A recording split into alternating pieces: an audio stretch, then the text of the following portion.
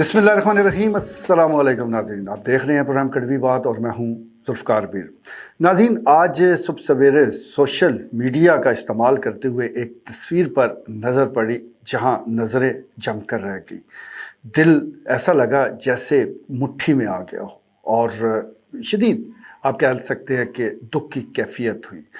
और वो तस्वीर थी उन असातिज़ा की जिनको एक बिल्कुल छोटे से हवालात में बंद कर दिया गया। दर्जनों हमारे असातिज़ा एक छोटे से कमरे में बंद सलाखों को थामे एक सवाल कर रहे थे कि उनका कसूर क्या है।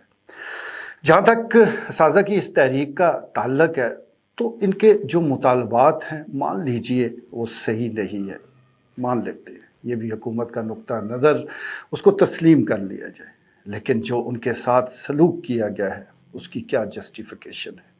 जिस तरह उन पर तशद्दुद किया गया, जिस तरह उनको घसीटा गया, हवालात में बंद कर दिया गया, क्या ऐसा महज़ब माशरों में होता है? इसका तो कोई तसव्वुर भी नहीं कर सकता। हम क्यों ज़वाल पजीर हैं? ये हमारे रवैये क्यों हैं? हमारे अंदर अखलाकियात दूर दूर तक नज़र क्यों नहीं आती? उसकी सबसे बड़ी वजह यह है कि हम ना बड़ों का एहतराम करते हैं, ना असातिज़ा इकराम के मकाम को समझते हैं। मैंने जैसा गुजारिश की है कि हर तबका फ़िक्र में, हर शोबा ज़िंदगी में खूबियाँ खामियाँ होती हैं। यहाँ पर भी कई ऐसी चीज़ें होंगी जिनको दुरुस्त करने की ज़रूरत है, उस पर काम होना चाहिए। लेकिन क्या ये चीज़ लाइसेंस दे देती है?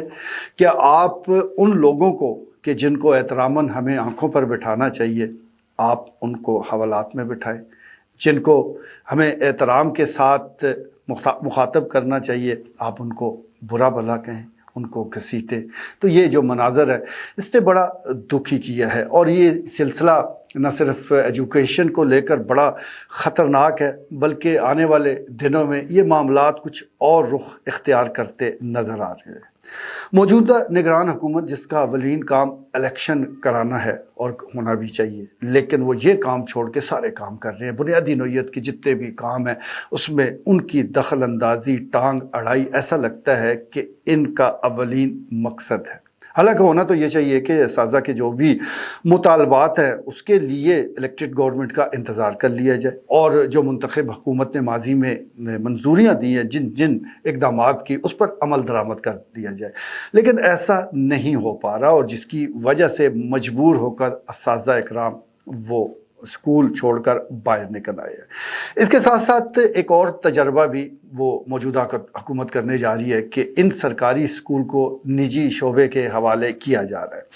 अब इसकी तफसीलात तो अभी मज़ीद सामने नहीं आई, अभी तो सिर्फ रंग रोगन और प्रोडक्ट को अच्छा बनाकर विज़िट करवाया जाएगा और फिर ये किसको किन शराइत पर दिया जाएगा ये तो आने वाला वक्त ही बताएगा। लेकिन अलार्मिंग सूरत हाल ज़रूर हो चुकी है क्योंकि ये जो सरकारी स्कूल हैं यहाँ पर अक्सर जो बच्चे पढ़ रहे हैं वो गरीबों के हैं, वो उन लोगों के हैं जो निजी तालीमी इदारों की, सरकारी जो निजी तालीमी इदारे हैं उनकी जो भारी भरकम फ़ीस है वो अदा करने की सकत नहीं रखते। लेकिन अब लगता यही है कि ये भी अगर स्कूल निजी शोबे के हवाले कर दिए गए तो फिर ऐसा तो मुमकिन नहीं है कि जो सहूलियात अब इन बच्चों को दस्तयाब है फ़ीस की शक्ल में, किताबों की शक्ल में और यूनिफॉर्म की शक्ल में, वो जारी रहें। ये इसका वादा तो किया जा सकता है लेकिन अमलन ये मुमकिन नहीं होगा। तो फिर जो पिक्चर हमारे सामने है वो कितनी खौफनाक है। एक तरफ तो हम ये कहते हैं कि 2.5 करोड़ बच्चे अब भी स्कूल से बाहर हैं। वैसे ये अदाद शुमार पक्के किसी के पास भी नहीं है, सारे अंदाजे की बात करते हैं, हो सकता है इससे भी ज़्यादा हो, लेकिन उनको छोड़ें। जो बाहर है, जो स्कूल के अंदर हैं, उनके साथ हम क्या करने जा रहे हैं? और अगर इसमें से भी 10%, 15%, 20% वो और बाहर निकल गए तो इसका ज़िम्मेदार कौन होगा? हमारे यहाँ ये आदत है, ये फ़ैशन है नए नए तजर्बे करने का। माजी के तजुर्बात से हम सीखते नहीं हैं, नए तजर्बात करने का हमें बहुत शौक़ है। इससे पहले नाज़रीन आपको याद होगा पैफ की शक्ल में यानी पंजाब एजुकेशन फाउंडेशन की शक्ल में भी एक तजर्बा हो चुका है। निजी तालीमी इदारों को वो इस प्रोग्राम में शामिल किया गया। शुरू में ये बड़ा ज़बरदस्त चला, जैसा कि हर काम में होता है। शुरू में बड़ी तवज्जो भी दी जाती है, फ़ंड्स भी दिए जाते हैं, लेकिन वक्त गुजरने के साथ साथ اس منصوبے کا کیا ہوا یہ آپ ذرا ان سے پوچھ لیں جو اسکول اس سسٹم میں موجود ہے۔ اس کے ساتھ ساتھ متعدد اسکول میں اساتذہ کا بھی استحصال ہوا، وہاں پڑھنے والے بچوں کو بھی کوئی خاص فرق محسوس نہیں ہوا، اور جن فنڈز کا ان مالکان کو لارا لگایا گیا تھا وہ بھی نہیں مل پا رہے۔ تو یہ پیف والا تجربہ ہی میرے خیال میں ہمارے لیے کافی ہے، لیکن ہم اور تجربات کرنا چاہتے ہیں تو شوق سے کریں۔ میں مطالبات کی بات کر رہا ہوں، یہ اور ضروری نہیں کہ ان مطالبات سے اتفاق کیا جائے۔ بہت سے ایسے مطالبات ہوتے ہیں سرکاری ملازمین کے جو شاید وہ منظور کرنے کی پوزیشن میں حکومت نہیں ہوتی، لیکن اساتذہ کو محض سرکاری ملازم نہ سمجھا جائے، ان کا ایک مقام اور مرتبہ الگ سے بھی ہے، ان کو الگ سے ڈیل ہونا چاہیے۔ دنیا بھر میں ان کو الگ مقام حاصل ہے، ان کو اسی طرح ڈیل کیا جاتا ہے۔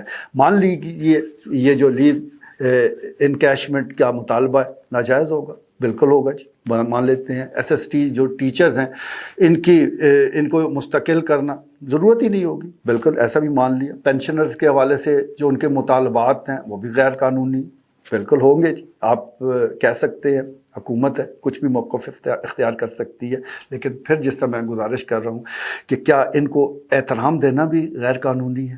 وہ کون لوگ ہوں گے؟ میں تو حیران ہوتا ہوں کہ وہ کون لوگ ہوں گے جنہوں نے اساتذہ پر تشدد کا حکم جاری کیا؟ کیا ان کی زبان میں لکنت نہیں آئی؟ وہ کون سے ہاتھ ہوں گے جنہوں نے سوئے ہوئے اساتذہ کو وہ گھسیٹا، ان کو ٹانگ سے پکڑ کر گھسیٹتے ہوئے وین میں وہ ڈال دیا؟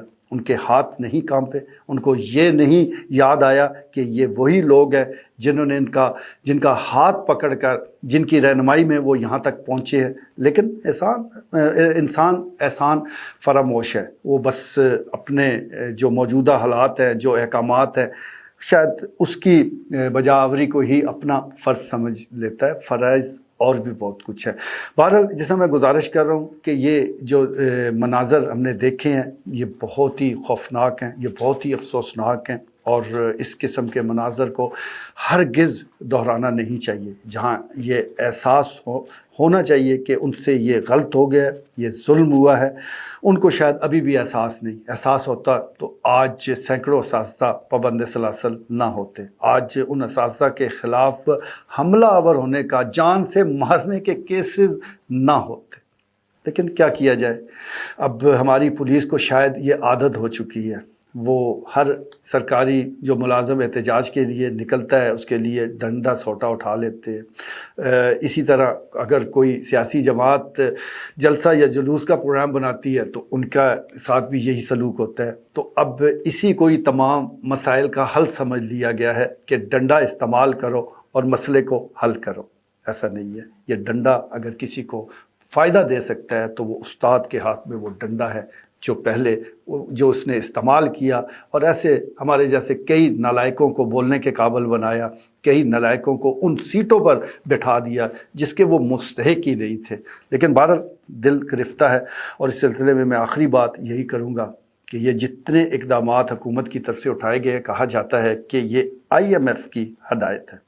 اب خدا جانے یہ کون سا ادارہ ہے کہ جس کی نظر ہمیشہ غریبوں پر ہی پڑتی ہے، متوسط طبقہ ہی اس کا نشانہ ہوتا ہے۔ اس نے کبھی ان افسران کو، ان بیوروکریسی کو، ان اعلیٰ عہدیداروں کو کبھی نہیں کہا کہ آپ بھی اپنی جو عادات ہیں اس کو تبدیل کریں، اپنی مراد کو کم کریں۔ اس نے کبھی ڈسٹرکٹ پولیس آفیسر یا DC کو یہ نہیں کہا کہ آپ کو تو ایک گاڑی کی اجازت ہے، یہ 6 8 گاڑیاں آپ کے گھر میں کیا کر رہی ہیں۔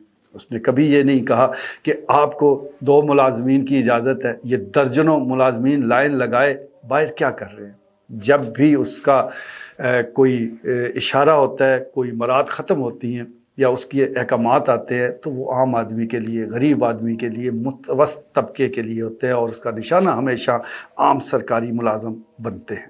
تو اس روش کو بھی تبدیل کرنے کی ضرورت ہے۔